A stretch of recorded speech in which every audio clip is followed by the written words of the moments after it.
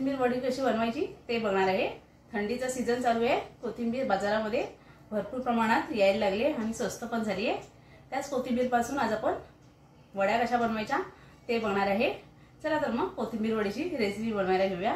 पण त्याच्या आधी तुम्ही माझ्या चॅनल नवीन असाल, अजून माझ्या चॅनल लाईक शेअर सबस्क्राइब केला नसाल तर खाली लाईक शेअर सबस्क्राइबचं बटन आहे ते क्लिक करा। त्याच्या बाजूला बेल आयकॉनचं बटन आहे ते क्लिक करा, म्हणजे ह्याच्या पुढचे माझे जे जे नवनवीन व्हिडिओ येतील त्याचे नोटिफिकेशन सर्वात आधी तुम्हाला येत जाईल। कोथिंबीर वडी करायला मी ही एक जोडी कोथिंबीर घेतली आहे। ती स्वच्छ धुवून त्याचे दांडे वगैरे काढून घेतले।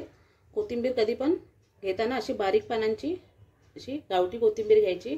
एकदम मोठी मोठी जाड जी पानं असतात ती थोडी रानटी असते कोथिंबीर, त्याला सुगंध नसतो। अशी बारीक कोथिंबीरला छान सुगंध असतो आणि ती चवीला पण छान लागते। अशी एक जोडी कोथिंबीर घेऊन मी स्वच्छ साफ करून घेतली आहे, सर्व दांडे काढून, जेवढे खराब दांडे होते तेवढे। आता हे धुवून आपण बारीक एकदम कापून घ्यायचे। अशी स्वच्छ धुवून मी बारीक एकदम कापून घेतली कोथिंबीर आणि थोडी सुकवून घेतली गाळणीवर ठेवून, कारण जास्त आपल्याला त्यात पाणी नाही ठेवायचं। जेवढे जास्त पाणी ठेवाल तेवढे जास्त आपल्याला त्याला पीठ लागतं, म्हणून पाणी कमी प्रमाणात ठेवायचं आहे आणि म्हणून छान गाळून आणि थोडी सुकवून घ्यायची कोथिंबीर बारीक कापल्यावर। आता आपण वडी बनवायला घेऊया। एका बाउलमध्ये मी सर्व कोथिंबीर काढून घेते।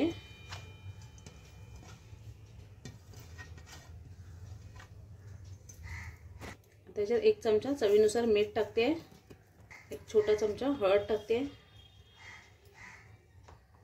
लाल तिखट टाकते एक चमचा, गरम मसाला टाकते अर्धा चमचा, हे धने पूड आहे अर्धा चमचा। मसाले सर्व तुमच्या आवडीप्रमाणे कमी जास्त तुम्ही करू शकता। जिरे पूड टाकते अर्धा चमचा, तीळ टाकते 2 चमचा। तिळात भरपूर प्रमाणात कॅल्शियम असतं, त्यामुळे तीळ तुम्ही जास्त पण टाकू शकता, 2 किंवा 3 चमचे तुमच्या आवडीप्रमाणे।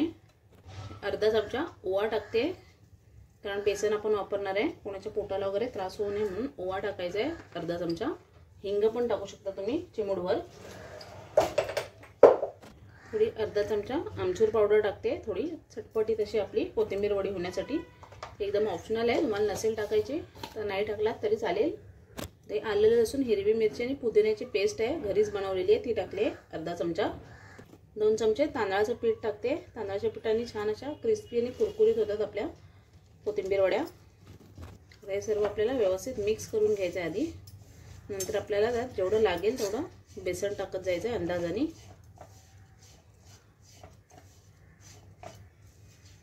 पाणी अजिबात वापरायचं नाही आपल्याला। याच्यात सर्व मसाले मिक्स करून घेतलेत मी कोथिंबीरला।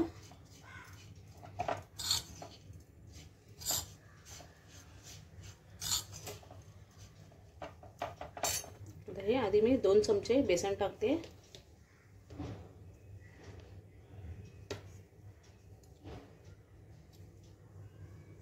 छान सर्व गोळे वगैरे मोडून आपल्याला त्याला रगडून मिक्स करून घ्यायचं आहे, गोळा बनवून घ्यायचा त्याचा।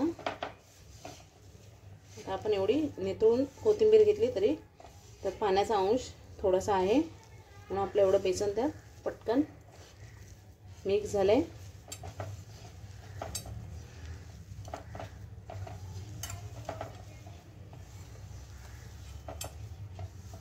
एकदम बारीक कोथिंबीर घेतली की त्याचा सुगंध पण एकदम छान असतो। एकदम असं रगडताना कोथिंबीरचा सुगंध पण खूप छान येतोय।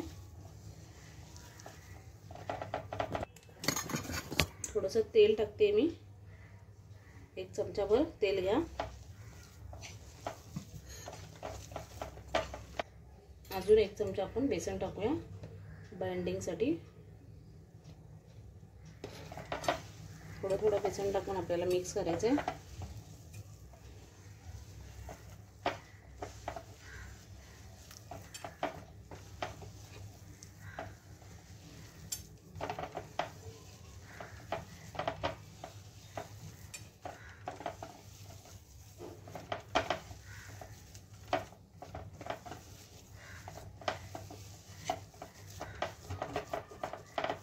तीन चमचे आपल्याला बेसन लागले। आता हे आपलं मिश्रण रेडी आहे, असं बघू शकता तुम्ही बाइंडिंग होते। आता याला आपण थापायला घेऊया ताटात एका। आता एक ताटली घेतली मी, तर हे तेल लावते 1 चमचा, म्हणजे खाली आपली कोथिंबीर वडी चिकटणार नाही.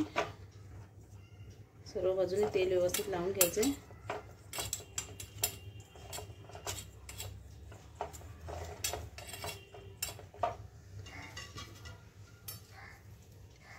सर्व गोळा असा आपल्याला कापायचा आहे त्याच्यावर.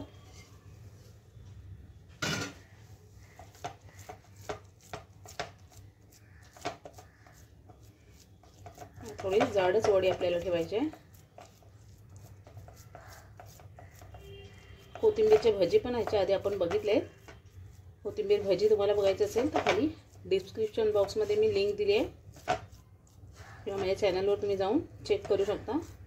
ते पण छान कुरकुरीत आणि क्रिस्पी असे होतात कोथिंबीरचे भजी. अशी आपल्याला थोडी जाडसरच ठेवायची वडी थापून. आता कोथिंबीर वड्या आपण स्टीम करायला ही कढई घेतली मी एक, त्याच्यात पाणी टाकते. एक स्टँड ठेवलं आहे म्हणजे त्याच्यावर अशी हे ठेवून आपल्याला झाकून 15 ते 20 मिनिटाला वाफवून घ्यायचे बारीक गॅसवर. तर गॅसवर स्टीम करायला ठेवून दिले आहेत मी. आधी गॅसची फ्लेम आपल्याला हायच ठेवायची आहे. एकदा पाण्याला उकळी आली की गॅसची फ्लेम बारीक करायची आहे. 15 मिनिटं छान स्टीम झालेत आपले. कोथिंबीर वडी साईडनी पण कडा सुटल्यात. फोक घालून आपण चेक करूया. असं साफ आला आहे आपला फोम. कोथिंबीर वडी आपली रेडी आहे. आणि थंड करून आपण तिला कापून घेऊया. कोथिंबीर वडी आपली थंड झाली आहे. अशी लगेच आपली निघाली पण आहे. पटकन त्याला कट करून घेऊया आपण.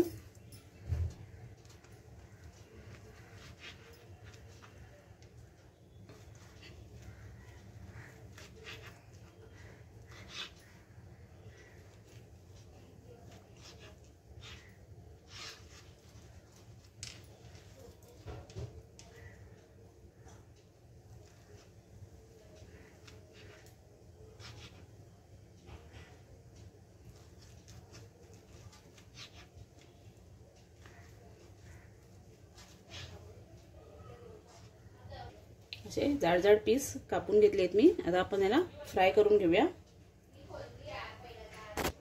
तेल पण आपलं तापलंय. आता एक एक सोडूया आपण वडी.